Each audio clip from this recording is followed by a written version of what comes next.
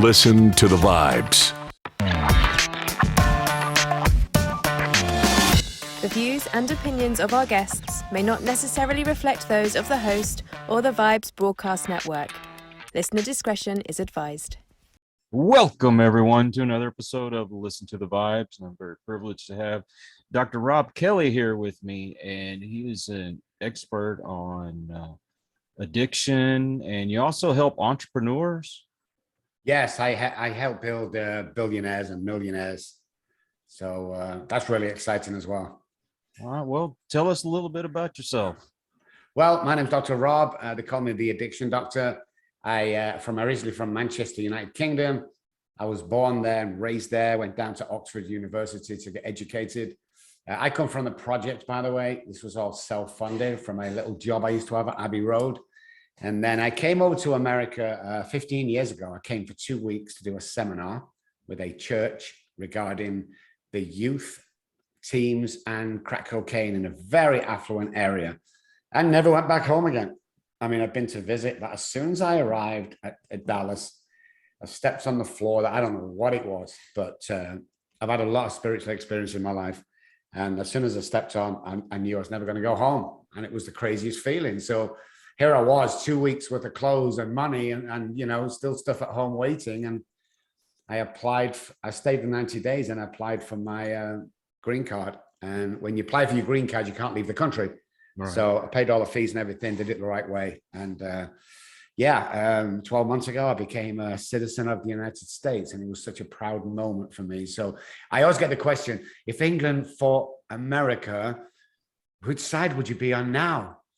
And I kind of go, well, England was good, but now I'm American, guys. Sorry. And see, you are even more privileged because not only are you a United States citizen, you are a citizen of the state of Texas. So yes, can't beat that. Best state in the world. And we're practically neighbors. He's about 45 minutes down the road from me. And yes. We were talking before we got started, and I was telling you that I was addicted to alcohol and drugs, and I guess like a lot of people, my gateway was marijuana. And I know people say, well, that's not addictive, and maybe that's true, but it also made me want to experiment with other things because the high of marijuana just wasn't cutting it. Yeah. And plus the group that I hung around with, everybody was into drugs, and we were doing cocaine and every kind of pill you can imagine. It turned to tar heroin, crystal meth, crack. I mean, it'd be probably quicker for you to tell you the things that I haven't tried instead of things I have. Back then it was kind of I guess a way to hang out and be a part of a group, and then it becomes a real need. On top of that, we've got this pandemic. Did you see a rise in addictions during this time? Is it things getting worse, or? There's a 42% alcohol sales went up by 42%. That tells you a lot. Divorces were filed up by about 14%. And from what we can track, addiction on drugs went up. So, there was a lot of damage. We've not seen, this is what a lot of people think, we've not seen the full damage yet. We've not seen the suicide. We can't track that yet until 5 years. So we'd probably see the suicides go up, the depression, there's more medication being sent. And it's just crazy. We're not meant to be isolated, period. It's unnatural anyway for two people to live together 24 hours a day. So, bung that with kids on top of that, and the stress of either working from home or not even working at all, and you have mayhem. You have an economic situation that is still suffering from that, and will continue in families. We lived in Cedar Park, and the street next to ours, there was someone took their life there. It was during that whole lockdown, and I think there was another one in the neighborhood, but it just seems like we were hearing that a lot. Yeah. I mean, personally, I tried several times myself. I don't know if it was the paranoia of the drugs itself, or if it was making the depression worse, what have you. I don't think we're addressing that enough. No, well, the problem with this society is we depend on medication too much because the country tells us we need medication, and the pharmaceutical companies run this country. Never mind the government, the pharmaceutical companies run the country. So what happens is every couple of seconds on the TV, there's a new drug out. Mm-hmm. So what occurs is one gets depressed. You know, it's, let's say during that time, get depressed, or even today get depressed. The first thing we do, 95% of the country, they go to the doctors. I feel depressed. You know, I can't handle life. The reason why we feel depressed is obviously lack of serotonin. So when we go to the doctors, he gives us an SSR, for instance, a slow release serotonin. We go back home, we take the pills, we start to feel a little bit better because it's producing serotonin in our brain. What nobody's asking is, why isn't our natural serotonin working anymore? That's what we don't ask. We just give people pills and expect them to carry on. You know, what's lacking from the serotonin? And if you look at serotonin at home, it's social belonging. Well, if you're isolated in the house, you're not getting that. And if you're isolated in the house, you're not getting the sunshine you need for one of the 4 brain chemicals that's needed every day to be happy. So there's a hell of a lot of that going on. And of course, depending what medication you take, some have suicidal tendencies. So, you know, it really is a crapshoot when you go to the doctor. My advice to anybody is you should always get a second opinion. The doctors are not gods. They don't know. They have 5 or 6 depression medications that they push for whatever reasons. And that's the ones we stay on. You go on the most popular. You don't go on that's best for you. Nobody takes bloods when you go. Nobody sees what's comparison to your makeup. You know, they just give you the most popular medication and off you go. It's trial and error. So yeah, it's terrible. I mean, why aren't the serotonin being created? And then when you go back and find out that, you realize that if you increase the activity, that social belonging, that sunlight, then you probably won't need the heavy medication you're taking. But we don't do that anymore. It's like the gut feeling. No, I mean, everyone jokes, oh, I had a gut feeling to do that, but I didn't do it. The gut feeling is so real and attaches to the central nervous system. And it's never wrong. It goes back to the tribal days. And one of the tribesmen would get that gut feeling that there was danger near. They would either get up ready to fight or they would leave. That gut feeling is real today. We take no notice of our body. Before we relapse, if you have a problem with addiction, your body will tell you. Your mood will tell you you're going to relapse. The relapse is never when you pick the drug or drink up. It's a day or a week before, when your behavior changes and you're arguing with that guy over nothing. And it builds, that's the relapse back there. You know, it's not when we take the pill or take the drink. It goes way deeper than that. And don't even get me started about trauma. Yeah. Well, these doctors, they're so quick to give you these meds. When I went, okay, granted, I understand someone that's lived through depression. I've had depression since I was a teenager. And it's not the, you know, oh, I lost my girlfriend kind of depression. I was abused as a child sexually. And those emotions, they come up from time to time, but the depression never leaves. No, it won't do, because I tell you why, because it's learned behavior and trauma. That's another thing people don't know a lot about, is trauma. Why something like this would happen here, but it affects here in adult life. The correlation doesn't seem to be even connected, but it is. And we don't address the trauma. Trauma is the gateway drug. That's what my company says. If you don't clear the trauma, if you don't sort the trauma out, it will sort you out. So there's that, which everything you suffered from will take you to an isolation point, will take you to depression, you know, and then of course you have learned behavior.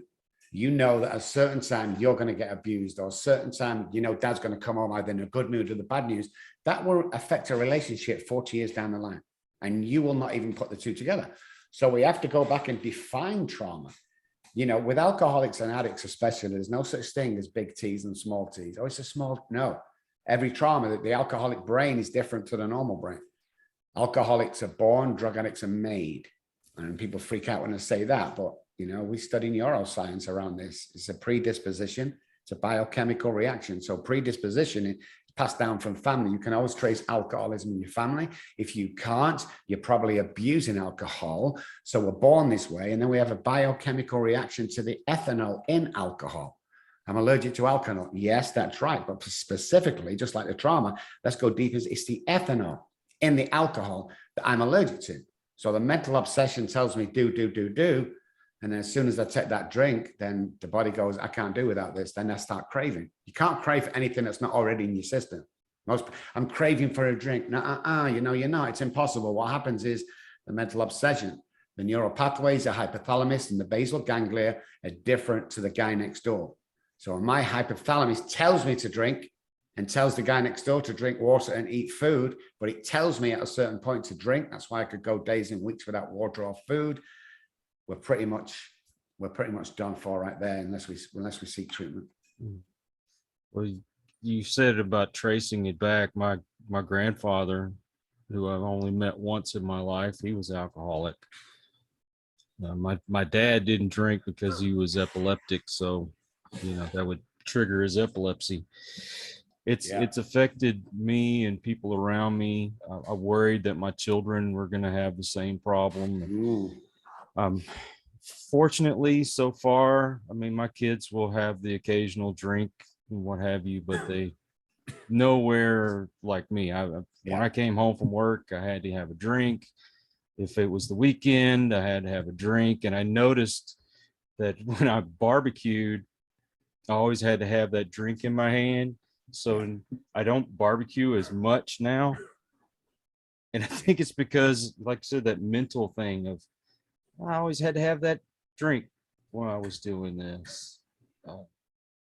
I guess. And when you go back through your life, you'll see dad did that or a caregiver did that. You'd have a beer while he was cooking. If you hang around 9 depressed people, you will become the 10th. You know, the mirroring part of the brain wants to match each other to each other. So if you ever met anybody, guys, listen to this, you go, oh, I quite like him. I don't know what it is. It's because the mirroring part of the brain is connected. You know, I like the Dallas Cowboys. Oh my God, so do I. There's your mirrored part of the brain connected. So straight away, you're off to a good start. You know, it's crazy how the mind works. You know, when it comes to addiction, when it comes to alcoholism, there's no money in recovery. That's why people haven't researched as much as we have. You know, you can't take a drug to get over a drug addiction. I don't know where in hell anybody came up with that. It's just, it's crazy. Well, I'll take this pill, it'll stop me drinking. If you're a real alcoholic, I will stab you in the face if you try and stop me. So a pill isn't going to stop me. Well, your blood pressure will go up, Rob, and you might die. I don't care. I want that drink. If there was a bottle of vodka on a bar and a gun next to it, and the guy said, when I was homeless, you can have that, but you have to use this on yourself after, I'd be drinking half the bottle of vodka before he even finished the sentence. Then I'd shoot myself, because that's how the mind works. And unless you know that, you can't work with anybody that's going through that. Because people go, well, that's just crazy. Exactly. We're insane when we go through the chronic alcoholic and drug addict stage, and it affects everything. And most people go, do you know, if I could just stop drinking, alcohol's got 1% to do with alcoholism. 1%. The rest, I didn't have a drinking problem, Kyle. I had a thinking problem. That was my deal. My brain was different, a predisposition. You're born this way. Now, there are guys that are born this way, but never touch alcohol for whatever reason. Seen it in the family, don't want to do it. You know, them guys, them the guys running Google and Apple, you know, and Amazon. They're them guys with the brain that is so focused, so smart. Elon Musk doesn't even want you to have a college degree when you work for his company. It's not necessary. That says a lot, you know. We can, once we put the alcohol and drugs down, we have become, well, we are geniuses. I've proven this time and time again over 30 years, 7,500 patients down the line. I've proved this time and time again that once you put it down, you can literally do anything you want. You want to win $1 million this year? It's possible. Let's take steps to do that. And before, like we said, that alcohol and drugs is my primary, but we've also moved to trauma and success. Once we clear the trauma up, you can be that millionaire. You can be that great dad. Whatever you perceive to be success, you can get there. You see, my studies show that every single neural pathway in your head for wealth, for health, for success, for being a great dad has already been built. It's already there from birth. What we need to do It's connecting.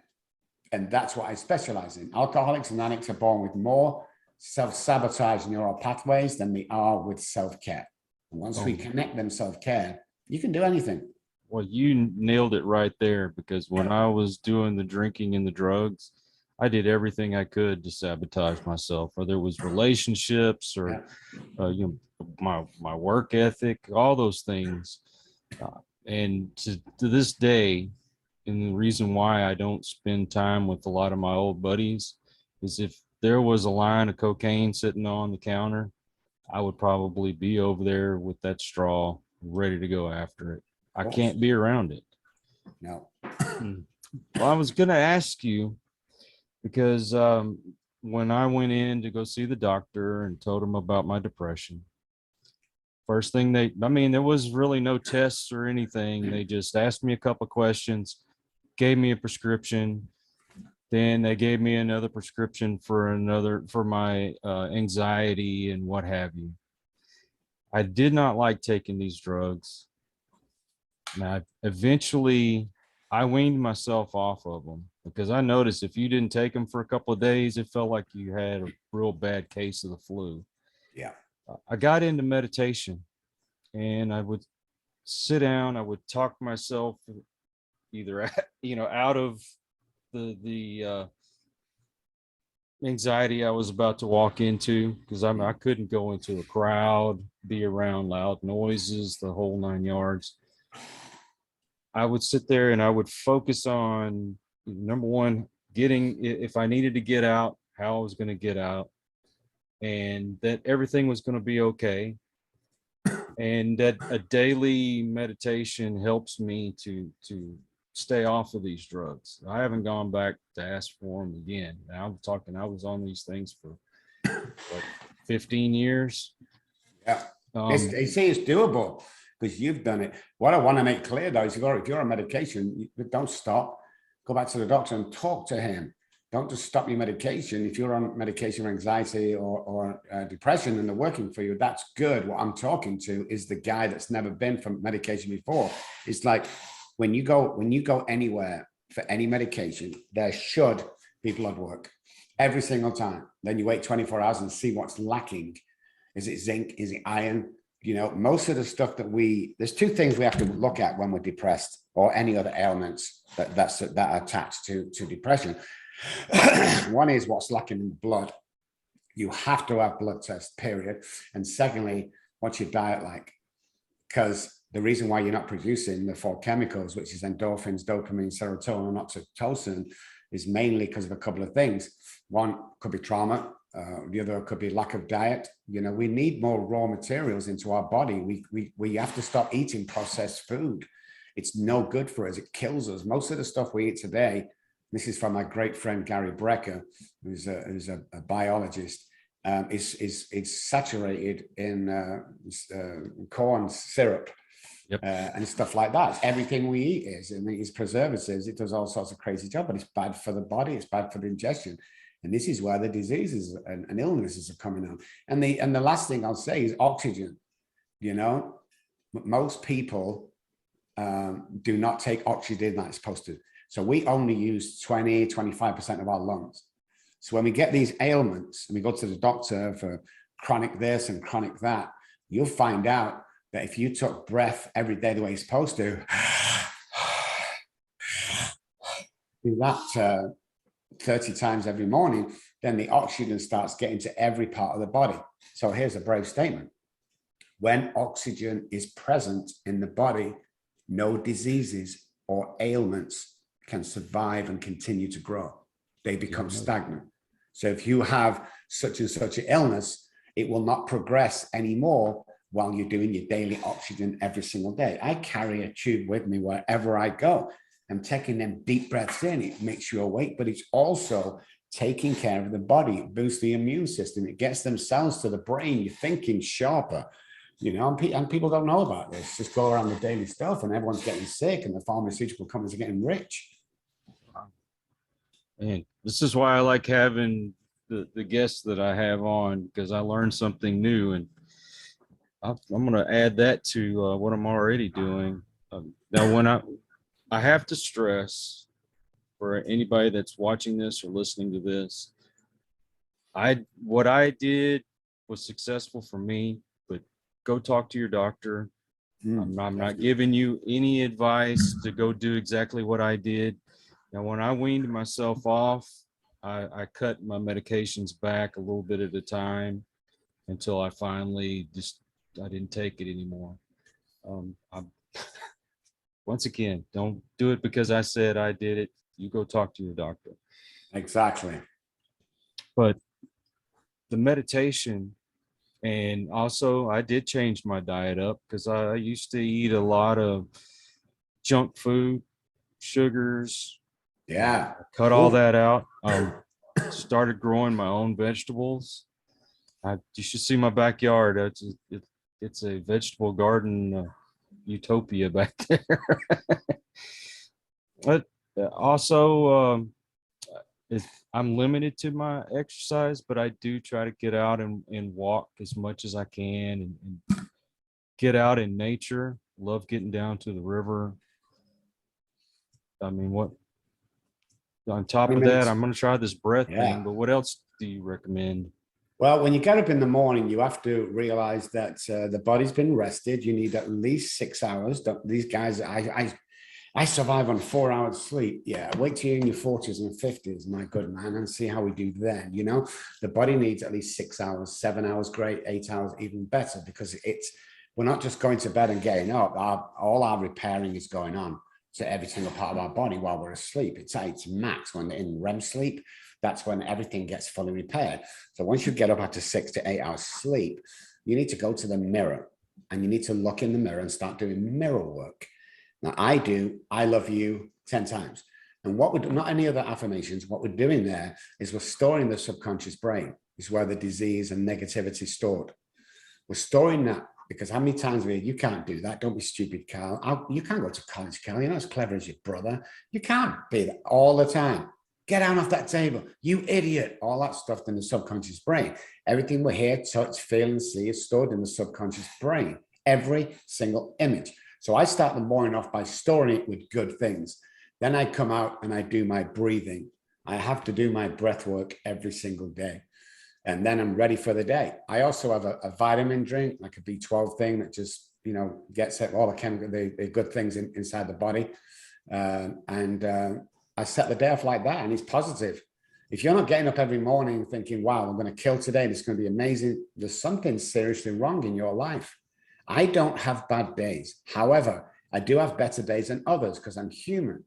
But listen, the best piece of advice I give, and people have proved this, if you don't like your marriage and you can't stand your wife, get a new wife. If you don't like your job, get a new job. Well, it really isn't that simple, Doc. It really is that simple. Because last night I went to bed, I was 19 years old. I woke up today, I was 61 years old. That's how fast life goes. You want to be sat in the same marriage 40 years on, you're not doing any of you any good. And you're going to waste your life for 40 years, pissing and moaning at each other every day for what? Like, there's a big world out here that you can create anything you want and you can be anything you want. When me and my wife first got married only 8 years ago, we had a little petty argument, second or third day. And I said, well, this is just BS. I don't like this. And she said, well, that's the way marriage is supposed to be. So I fired back, says who? Who's making these rules? I don't like these rules. From that day onward, Carl, we've never had a bad word. We laugh and joke. I'm surprised she hasn't come in. She's brought my coffee, thrown something at me as a joke, because she always does stuff like that. And we have this amazing life where people go, oh, that's okay for you. That can be you. There's nothing special about me. Oh, doctor, this, that. Bullshit. I'm the guy from the streets that sold his kids out for alcohol, that hurt people every day, that stabbed his wife 3 times one night because she wouldn't let me finish my bottle of vodka. I'm that guy who had his children taken off him because whilst looking after him for 3 days, I got into a blitz and they weren't fed or changed diapers for 2 days. That's me. So I'm no better stood there going to look at you and your high horse. Bullshit. It's like you can repair that stuff. Now, my youngest daughter, when the police and authorities took them off at the age of 1, 30-something years on, I've never seen her. She doesn't want to know me, and that's okay. But if you keep doing the right thing, my eldest daughter, Charlie, contacted me 2 years ago on Facebook Messenger. God bless Facebook Messenger. So we flew back the next day. I met her for the first time in 20, 30, I don't know how long. And I was so nervous, Carl. We hugged and we cried on her front step. And then she says, Dad, I've got something to show you. Walked through to her living room and she handed me my 3-month-old granddaughter. Oh, wow. Everything comes to fruition if you're doing the right thing. If you're helping people, loving people. And it's corny, we only need love. We do. There's so much hatred in us, so much negativity in the world. Be careful what you say to each other, guys, because that will stick. I can change somebody's life and mood within 10 seconds. I have the power to do that. Everybody does. So do I want to tear somebody down in them 5 to 10 seconds, or do I want to build them up? I choose building them up. I compliment 3 people every single day because it's part of my morning deal. I also, because I'm blessed enough to have money, I bless somebody every day when I leave the house monetary.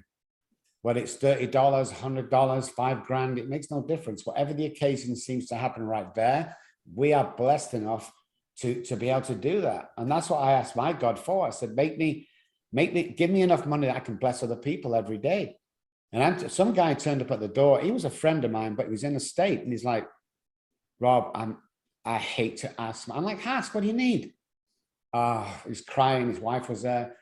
They're going to throw us out the apartment, blah, blah, blah. I said, how much do you need? I need $3,000. Okay. Do you need cash or check? I need it cash. Give me a second. Go up to the safe, bring it down, give it to him. He was crying. She was hugging me. It's like, guys, it's fine. Well, we'll pay you back. I never loan money. It's always a gift. It's fine. You've blessed me. My life has changed because of this. So off they went. The next day, literally next day, I walked to the mailbox at the bottom of the driveway, opened it up. There's an envelope for the IRS. And I'm like, oh, forgot it was tax season.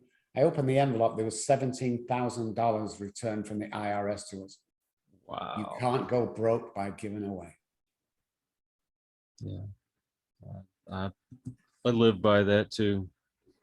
Now, when somebody asks me for money, which I very rarely have to give, but when I do, it's like you said, a gift. I'd rather have the relationship than have that money, if that makes sense. It might sound stupid to some people, but that's the way I feel. I would rather have the relationship with my kids than worry about them giving me back whatever I gave them. 100%. We never, ever just, well, I'll give you back at the end of the month. It's like, first of all, you're not going to be able to afford that. And secondly, we don't want it back. It's our pleasure. I get pleasure out of doing this stuff. I remember first meeting my wife on our first date, Kyle, in the downtown San Antonio, which you know well, doing the boat rides and everything. We got something to eat. It was with another couple, I think, sorry. And then we all got like take home things, I'm going to take this home. So we're walking through and there's a guy there, got his little sign out, I'm starving, I'm hungry, I need food or money. And we all walked past him. I didn't even think because I didn't really see him properly. Otherwise I'd done something. But as we walked past, I turned around and this girl on the first date that I hardly knew was taking the food out and giving it to this guy. And I said to myself, she's a keeper. And we've been together ever since. It's like, it's nice to be kind. It's good to be kind. A word. I've been in so many situations, Carl, that blows people's minds. Like there's somebody's 5th birthday in our 12-step group. So we had a cake, obviously. We went in HEB to choose the cake. While my assistant was sorting everything out with the cash, this old lady come out and me and her started bantering back and forward and she was laughing and she must be in her 80s. She was laughing and if I was 20 years young and all this stuff, it was so funny. And then we left. We went back the next day to pick the cake up because it had writing on it. So while my assistant's doing that, this lady come out. He said, oh, can I have a word with you? Well, my first instinct is shit, what have I done wrong? So we walked to the side and she says, I want to thank you. And listen to this, guys at home, listen to this. She says, I want to thank you. And I, what for? For yesterday. So well, we didn't really do anything. We just bought a cake. No, not the cake, our conversation. I said, why? My husband died 6 months ago and we both used to work at HEB. And I couldn't face coming back to work until yesterday. And when I finally came in, me and you started laughing and joking and you made my day. Well, I started crying. But the story I take away from that is we can change people's lives, even without knowing it, when we're kind to people, kind to strangers. Everybody's going through some shit. Everybody is, Tell people you love them. When's the last time you told your wife you love her? Oh, she already knows. Nobody knows, okay? Everyone think, oh, look at Dr. Robb, or look at Kyle, he's amazing. Have you told him? No, he already knows. Nobody knows. I want to put that out there. No caregiver knows. No captain of the football team knows. No landlord. We don't know unless you tell people. And when you tell people within few words, you can change their life. And if you don't think this is true, guys, if next time in a crowded area, pick somebody, especially if they've got nice sneakers on. This is the experiment we ask people to do. As you're passing the guy, go, hey, buddy, love them sneakers, man. They're awesome, man. And then carry on walking as he walks the other way. Then turn around and watch him. He'll look down at his shoes a couple of times. You've just made his day. It's as simple as that. Yeah, exactly.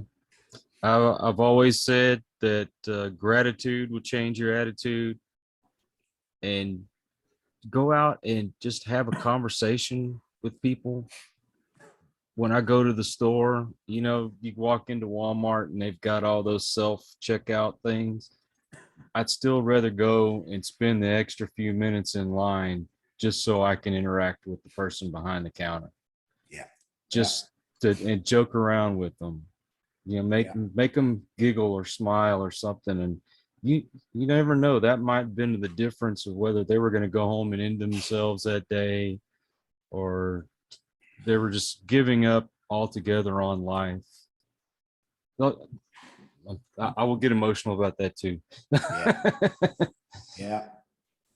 But okay, so you have incorporated this into helping people to become successful entrepreneurs. Yeah, because most people don't know the worth and don't know the value. Most people don't know how empowered we are as human beings. Mm-hmm. So what we do is, again, we store that stuff in the subconscious brain.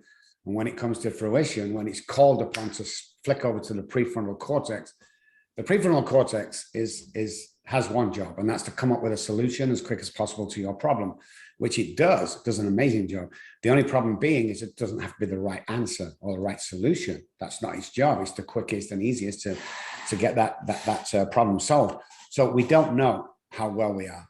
So what we do is we remap neural pathways and we remap thought patterns, and we change what's called the basal ganglia. The basal ganglia in the brain is our repetition, strengthen, confirms part of the brain. Most alcoholics are born with a deficient part of that. So what happens is we get the girl, we get the house, we have the babies, we get the nice car, we get the job, and everything all of a sudden will self-sabotage for no reason. The alcoholics is just the easiest way to do it. We go drink. Other people self-sabotage, they get depressed, they go gamble, whatever it may be. Once we fix that basal ganglia, then everything turns out good and neural pathways have changed. Then you start to believe and really believe how valuable you really are. Because people still call me up today. I'm starting my own coaching business. Dr. Robb, how much should I charge an hour? My answer is always the same. How much are you worth? How much are you worth? Do you have the experience of 30 years? Do you have the accreditations? Do you have the knowledge? Have you done the experiments? Have you done the tests? People go, Dr. Robb, you can't be on $600 an hour. That's almost insane. This is a couple of things we do here. The reason why I am on, because I back my work and guarantee it, which means that if we don't get you, we're the only company in the world, by the way, that does this. If we don't get you to the place where you want to be, if we don't completely get rid of the alcohol and drugs, we'll refund your money, period. We have a 97%, it's actually 100, but I can't, nobody believes us. We have a 97% success rate. We're a concierge team. There's only 4 to 6 clients or patients on at any one time. We have a magic 6-7 people team. It's like the SAS or the special services. We go in, we fix the problem, and we get out. This isn't a 12-month deal. It's a 90-day deal. We'll change the way you think, which will change the way you behave, which will change your surroundings, period, guaranteed. And people buy into that once they find out who they really are.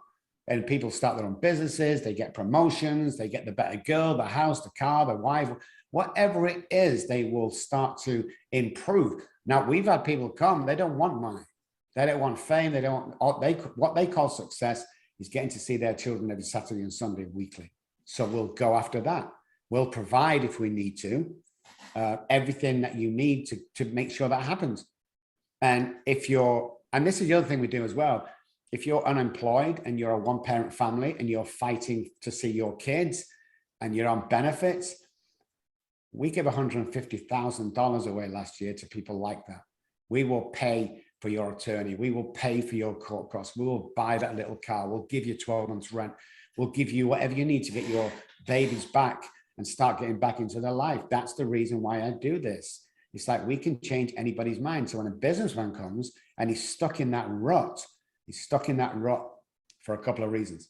One, it's learned behavior and trauma. So if you think that you're a waste of time, if you think you'll never amount to anything, if you think that this is it in life, I want to apologize to you because somebody's put that there. You know, show me your friends, I'll show you your future. If you're a top line manager that wants to become a line manager, stop working with the staff, stop socializing with them. And I know it sounds horrible, but if you're on 40 grand and you need to earn 60, hang around the guys that earn 60 grand. You know, it's learned behavior. It's the mirroring part of the brain. Again, if I walk into a room with, let's say, 10 people with a frown on my face, most people are going to frown back. If I walk back out and turn around and walk straight in with a smile on my face, all people are going to smile back. That's how the human brain works and interacts with each other. So anybody can change. Anybody can change their day. You can start your day now. If you've been up by 7 and things are going shit, start your day right now. Just stop and go, I'm starting my day right now. And you watch your day change. Say it's going to be a great day. Every morning when you get up, it's usually a great day. It really is. A quick question, because one of the things that I wanted to, I guess, how do I want to put this? The thing I think would be successful for me is being able to forgive myself for the things that I've done in the past to my children, to my family. Although they have forgiven me, that's the one thing that I have a hard time doing. How do you go about doing something like that? Everything we've done is repairable. Everything we think is repairable. We are not what we used to be. We are our repetition, strength, and confirms today. So the more we do something, like a pilot needs 10,000 hours to fly a commercial airplane. It's 10,000 hours in the air is what he needs. We need 10,000 hours on changing things around, changing the way we think. You know, there's a great line in a big book from a 12-step group, and it says, when something goes wrong, where were we to blame? And when we were at fault. It's like most people who start arguments, who suffer from addiction or depression, start themselves because they need that trauma, that drama in their life. They need that. So anything from family to friends to children to anything, if you're doing the right things and showing love all the time, people can see through you. It's like my girl Courtney. She looks at your deal, she sees what you're about, and then she comes to my assistant and goes, "Hey, Dr. Robb needs to be on this guy's show." You know, she researches, she sees through you, she sees what kind of guy you are. I mean, we get 10 to 12 podcast invites every day, but we get them, most of them are sleazy guys who want me just to go on and do a piece on. We don't do. We see what the guy's like. She said that when she's seen as you talk from the heart, you know, you're an amazing guy, and you used to suffer from the disease I used to suffer from. I'm a recovered alcoholic today. I don't suffer from that. I've been restored to sanity, and my body doesn't get sick. That's what recovered means, to gain one's health and state of mind back.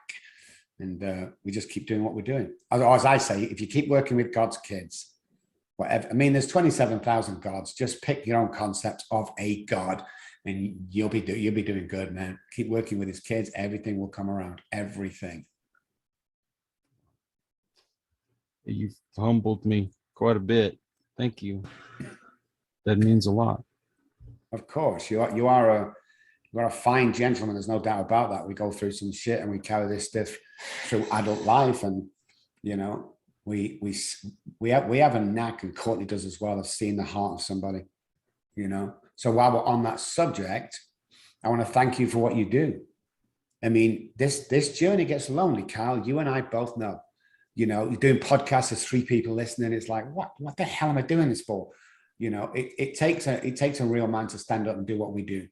And I want to thank you for the millions of people you've helped with the ripple effect that you have, and all the people that rely on you and all the people that look up to you. There's more people that look up to us than we ever would imagine. So thank you for what you do, man. You're something special. You really are. Thank you for that. First person's ever made me cry on the show.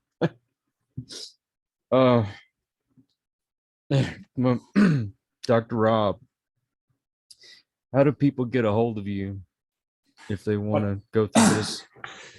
Sure. If you've got a computer, just jump on the search engine or phone.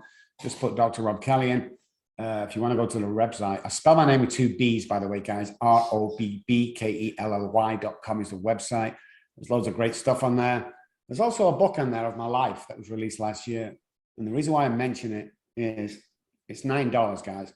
And every part of that $9, not the profits. You see that often the profits go to, that means after everybody's taken their piece, out of that $9, 10 cents might go to that charity. Everything, every dime that's spent on that book, your $9 goes out to the community to help unfortunate people or people that are struggling. Don't even have to be alcoholic or addict, just struggling in life. Every single dime. So you don't make a lot on books. Anybody write a book to get rich? The percentage is you're better off winning the lottery than getting a book that's going to make you rich. Or we only earn about 5-6 grand off that a year, but we add to that and it goes out to the communities.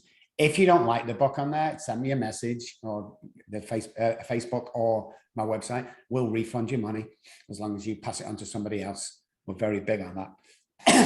And yeah, that's where if you need us, talk to us. There's actually a button on the website you can press and come straight through to my phone on a phone call. So I want to say this. If you're struggling out an alcoholic and we can help you and you think we're a good fit, call us. We'll put you on an assessment and see if you're a good fit for us. We don't just take people willy-nilly. And I want to say this to the wives or husbands of a chronic alcoholic. Here's the deal. You can call us 24 hours a day and we will give you advice. It'll never cost you anything. So if your partner's struggling and you're suffering in the alcoholic house because it's a family disease, then you can call my wife for a year every day. You will never be charged. This is our giving back to the families. We're a family company helping your family to be a family again, is what we are. We're not in the addiction industry, guys. We're in the family reconnection industry. That's what we're in. Dr. Robb, you have really touched my life today. You've touched my heart. I can't tell you how much I appreciate that. Thank you. But I'm going to put the links in the description so people can just click on it and go straight to it. Awesome. I would really like to keep in touch with you. 100%, Kyle. 100%. So listen, here's the deal then. If you're at home and you're really struggling, guys, if you're at home and you feel so depressed that you want to do something stupid, here's my cell phone number, 214-600-0210. It's for you, Kyle, as well. If you're really struggling, don't just call me for a chat. Obviously, I'm crazy busy. But if you're calling because you think you're going to do something silly, I'll give you a 10-minute pep talk that will change your life. And if it doesn't, I'm going to send you $100 just saying thank you for calling me. Now, nobody in the world does that. You know, I have a bunch of staff that takes the phone calls, but because we're on this show, that's what I'm saying. So I'd rather spend 10 minutes on the phone with you than hear of your death, believe me. So yeah, we'll stay in touch, Kyle, you bet. This is one of the most touching interviews I've ever done. I will put that phone number up too. Guys, don't do anything stupid. I've lived through too many of those. Seeing people that I love and care for that didn't think enough of themselves, that they ended it all. There's folks out there that have gone through similar things that I have, or much, much worse. And believe me, when I tell my stories, it's not for sympathy. It's just because I know somebody out there can relate. We want to help you. My email is in the description. If you want to talk to me, send me a message. We will try to get you the help that we can, the best way that we can. And I'm going to leave it at that. Dr. Robb, again, thank you. For those of you out there, if you are new to the channel, thank you for stopping by. Please subscribe, pass the word around. For those of you who are regular to the channel, thank you for your support. It's because of you that we do what we do. So until the next one, everyone, please take care. Be kind to one another. God bless and peace. We hope you enjoyed this episode of Listen to the Vibes. You can catch us on Buzzsprout or wherever you listen to your favourite podcasts. And on YouTube. Follow us on Facebook at The Vibes Broadcast Network